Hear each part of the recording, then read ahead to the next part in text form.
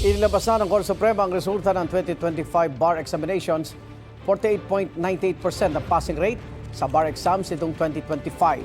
Nanguna riyan si Gen. Ronil Ray Sanchez mula sa University of the Philippines na nakakuha ng rating na 92.70%. Si Sanchez at ang mahigit 5,500 iba pa ay nakapasa.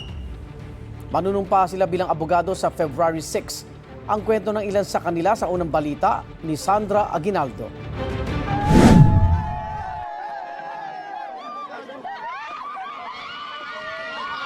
Ang ilang taong pinagsumikapan.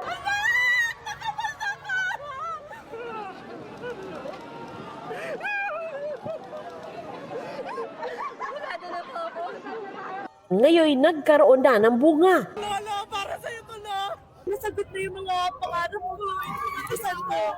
Kaya gano'n na lang ang pagbuhos ng emosyon sa paglabas ng resulta ng 2025 bar exams. Si Abraham, 9 na taong nag-aral sa law school. Sobrang hirap po. Doon ko nakilala yung girlfriend ko. Nagkaanak na ako. Tapos ngayon, nakagraduate na rin sa wakas. Malaki na yung anak ko. Tapos nakapasa po ako ng bar exam.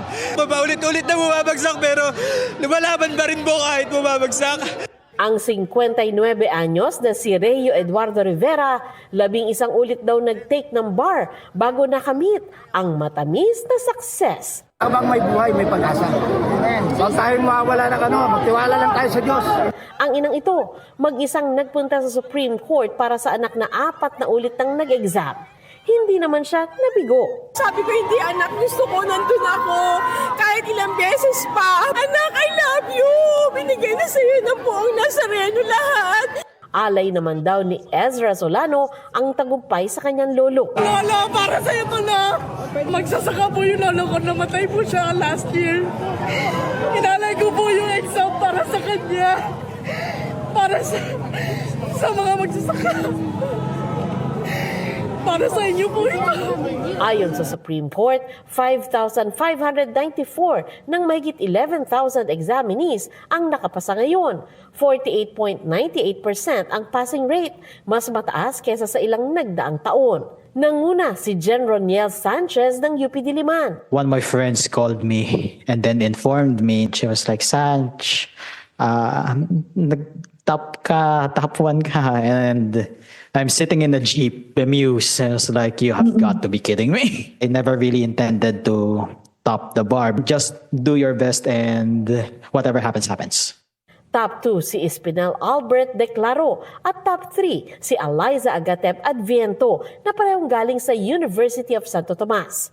Ilan sa pasok sa top 20 ang nasa Korte Suprema kaya pinaakyat sila sa entablado. Sa kanilang pagkamit ng tagumpay, dala nila ang kagustuhang makapagsilbi sa iba. Ginawa ko motivation is matulungan po yung family ko and syempre makapagbigay serbisyo na rin po sa mga Pilipino. Nandito po ako sa isang law firm and masaya po ako sa ginagawa ko, litigation ho. Bala ko po magpatuloy ho para matulungan din yung mga kababayan natin na kailangan ng legal services.